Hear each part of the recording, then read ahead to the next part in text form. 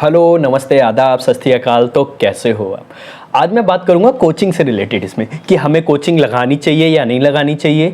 अगर पैसे से कैसे मैनेजमेंट होगा, क्योंकि अभी हम आते हैं तो कोचिंग की काफ़ी ज़्यादा फीस है और उसका कोचिंग वगैरह का, कोचिंग का होमवर्क, स्कूल का होमवर्क, इनमें टाइम मैनेजमेंट कैसे होगा। जो मेरे एक्सपीरियंस है, जो मैंने जो चीज़ मैंने फेस करी है उसको बता रहा हूँ। ये थोड़ी सी लंबी होगी वीडियो, पर जानने को आपको काफ़ी कुछ मिलेगा, तो वीडियो के लास्ट तक बने रहिएगा। तो चलिए शुरू करते हैं। सबसे मैं बताना चाहूंगा कि जैसे आपने ना 10th कर लिया आपने, ठीक है, तो 10th में क्या होता है कि एकदम आप एक कोचिंग पढ़ते हो, मस्त तरीके से एक में जाते हो, वही आपको फिजिक्स, केमिस्ट्री, मैथ्स और बायो, एसएसटी, हिंदी, इंग्लिश सब पढ़ा देते हैं। मान लेते हैं मोस्ट ऑफ द टीचर ऐसे होते हैं, वो आपसे 1000 रुपये 1200 रुपये लेते हैं, तो घर वालों को भी बढ़िया लगता है, आपको भी बढ़िया लगता है पैसों के बेसिस पे, ठीक है। अब आ गए आप 11th क्लास में। 11th क्लास में आने से क्या हुआ कि आपकी फिजिक्स की अलग लगेगी, मैथ्स की अलग लग रही है, केमिस्ट्री की अलग लग रही है। तो मेरे साथ भी यही हुआ था। जब मैं आया तो मैंने तो एकदम चकरा गया, मैंने कहा यार बहुत पैसा लग रहा है।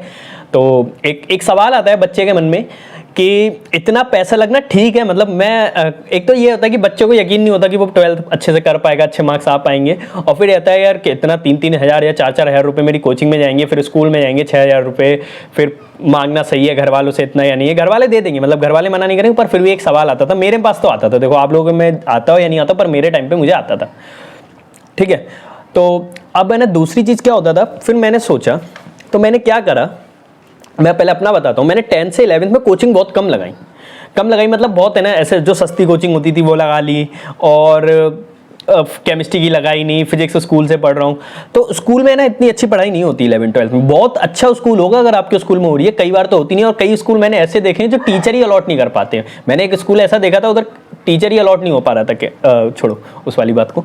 तो अभी क्या होता है, फिर दूसरी चीज़ क्या होता है, जैसे कि अब ना एकदम मैंने कोचिंग देखी तो मेरे 11th में बहुत गंदे मार्क्स आए। तो मतलब एकदम क्या होगा, क्योंकि मुझे आप 11th की बुक्स देख लो, आपको अगर 10th के बाद 11th में आए और आपके घर पे कोई बड़ा पढ़ाने वाला नहीं है, तो आप पढ़ने वाले भी नहीं हो इतने अच्छे, तो आपका सर चकरा जाएगा। तो मेरा भी चकरा गया था, मुझे भी बहुत गंदे मार्क्स आए। तो अब मुझे लगने लग गया कि अब तो भाई लाइफ में कुछ होना नहीं है कि इतने गंदे मार्क्स आए हैं। तो फिर मैंने कहा कि अब क्या कर सकते हैं, तो फिर मैंने वही चीज़ करने लगा, वही गंदी कोचिंग, मतलब जो नॉर्मल टीचर्स नहीं होते उनमें कोचिंग लगा ली, जहाँ पे कोई कंपटीशन नहीं, जहाँ पे पढ़ाई की अच्छी बात नहीं हो रही, टाइम पास चल रहा है पूरा, लगा ली।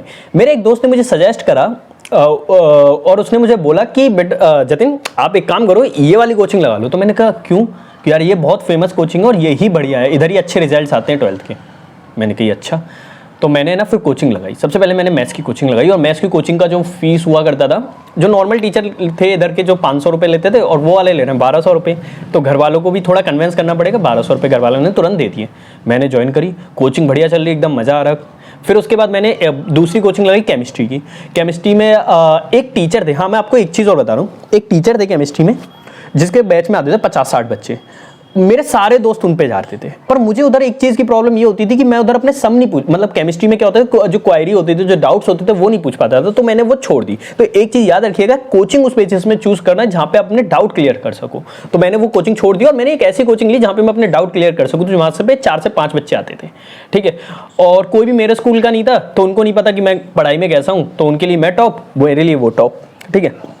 तो एकदम मस्त तरीके से कोचिंग चल रही थी केमिस्ट्री की। अब फिजिक्स की कोचिंग ज्वाइन कर ली। अब क्या हुआ, मैथ्स की कोचिंग ज्वाइन कर ली, 1200 रुपये मैथ्स की, केमिस्ट्री की कोचिंग ज्वाइन कर ली, 800 रुपये लगभग उनकी थी। अब थोड़ा सा लगा कि 2000 रुपये मेरा इसमें जा रहे हैं, 2000 रुपये मेरा इसमें जा रहे हैं, 4000 रुपये मेरा मतलब मेरी पढ़ाई में जा रहे हैं।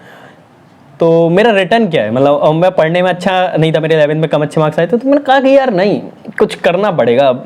फिजिक्स की कोचिंग लगानी थी। अब फिजिक्स की कोचिंग लगानी पड़ी, उसमें 1000 रुपये सबका रेट था और अच्छे अच्छे टीचर थे। तो एक मनोज सर थे, मनोज सर से मैंने बात करी, मैंने कि सर अभी थोड़ा है ना पारिवारिक स्थिति ठीक नहीं चल रही है, तो और उस समय मेरे मतलब घर में थोड़ी दिक्कत थी पैसों से रिलेटेड, मतलब होता है मोस्टली, अगर आपके घर में भी हो तो समझ सकते हो।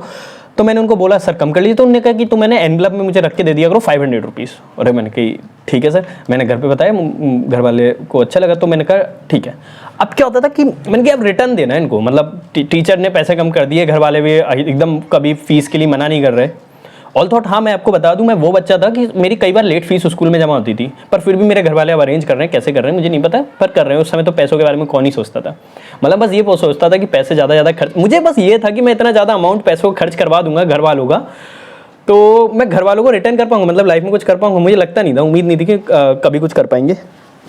आप लोगों को भी लगता होगा। हाँ, तो अभी क्या है ना, कोचिंग मस्त चल रही थी, तो रिजल्ट का टाइम आया। रिजल्ट में मेरे मतलब ठीक ठाक मार्क्स आ गए, इतने आ गए कि किसी भी कॉलेज में एडमिशन मिल जाता है नॉर्मली। किसी भी कॉलेज के एंट्रेंस के लिए बैठ सकते हो, और ठीक आ गए, मतलब अब अभी आ गए 80 अब आ गए, किसी में 90 अब आ गए, तो अच्छे मार्क्स आ गए, ठीक आ गए मेरे। अगर 11th में देखा है, 11th में बहुत गंदे मार्क्स आए थे, तो 12th में ठीक आ गए।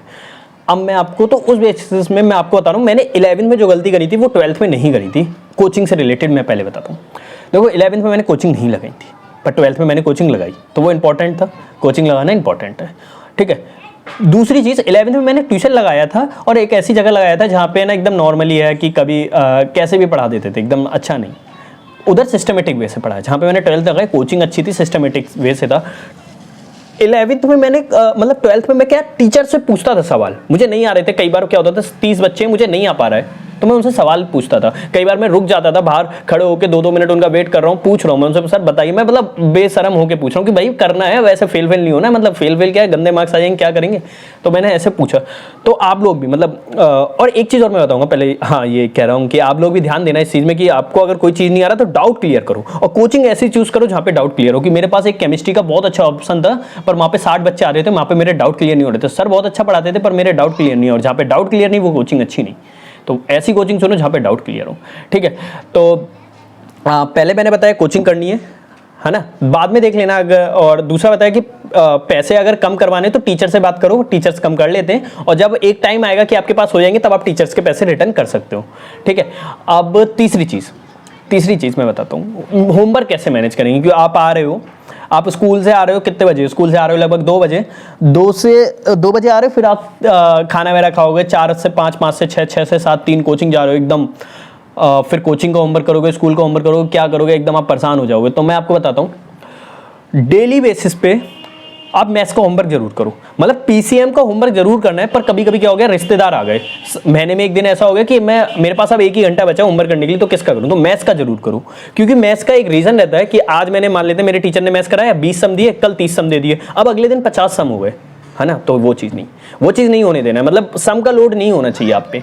फिजिक्स केमिस्ट्री का एक पल को अवॉइड कर सकते हो, रोज करो। मैं अवॉइड करने के लिए कह रहा, बाई चांस वाली बात है, क्योंकि आपके केमिस्ट्री के नोट्स हैं आपके पास। जैसे अगर आप कल पढ़ोगे तो आपको याद हो जाएगा, परसों पढ़ोगे तो याद हो जाएगा, पर मैथ्स का तो सबसे पहले घर आके मैथ्स करो, फिर फिजिक्स सुबह उठ के करो, फिर ट्यूशन जाने से पहले केमिस्ट्री कर लो, ठीक है। अगर आपको लगता है स्कूल में आपकी कम पढ़ाई हो रही है तो स्कूल जाना बंद करो, कम करो, मतलब बंद मत करो, कम करो, और स्कूल सिर्फ उस दिन जाओ जिस दिन टेस्ट हो। मैं भी ऐसे ही करता था, उसी दिन स्कूल जाता था, टेस्ट होते थे, उससे मेरा परफॉर्मेंस मालूम पड़ता था। कई बार टेस्ट में गंदे मार्क्स आते थे, कई बार अच्छे मार्क्स आते थे, मुझे कोई फर्क नहीं पड़ता था, क्योंकि मुझे पता था कि मुझे एंड बोर्ड रिजल्ट अच्छा करना है, ठीक है। तो आप लोग भी ऐसा करना।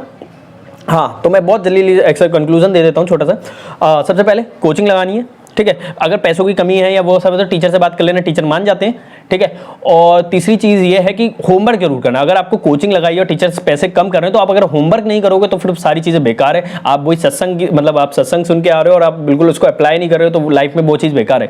तो होमवर्क जरूर करना है, रोज पढ़ना है। मतलब याद रखना, जितना कराया जाए न उतना करना है, ना उससे कम ना उससे ज़्यादा। ओवर स्मार्ट भी मत बनो, उतना करो, और जब एक बार उतने की आदत बन जाए तब आगे का करो, ठीक है। तो अगर आपको कुछ पसंद आया हो तो लाइक शेयर सब्सक्राइब करिएगा, और ज़्यादा ज़्यादा बच्चों पर शेयर करो, है ना। और एक चीज़ और है, कोई भी डाउट हो पूछो, मतलब मुझे कमेंट से ज़्यादा डाउट पूछो। अभी क्या है ना, बच्चों से ज़्यादा इंटरेक्शन नहीं हो पा रहा है, तो मेरे पे ज़्यादा बच्चों के सवाल नहीं आ रहे, तो आप लोग ज़्यादा अपने डाउट्स मुझसे पूछिए, मैं आपको बताऊँगा अपने एक्सपीरियंस के बेसिस पे। तो ठीक है, आज के इतना काफ़ी है। जय हिंद, जय भारत। और चैनल को लाइक शेयर सब्सक्राइब करिएगा, मतलब वीडियो शेयर करो, चैनल सब्सक्राइब करिए, और वीडियो को लाइक करिए, और कमेंट में अपनी क्वायरी लिखिए, बहुत ही इंपॉर्टेंट है। मैं शायद अगर अपने एक्सपीरियंस के बेसिस में आपको बता पाया तो मेरे लिए बहुत अच्छा रहेगा, ठीक है। बाय।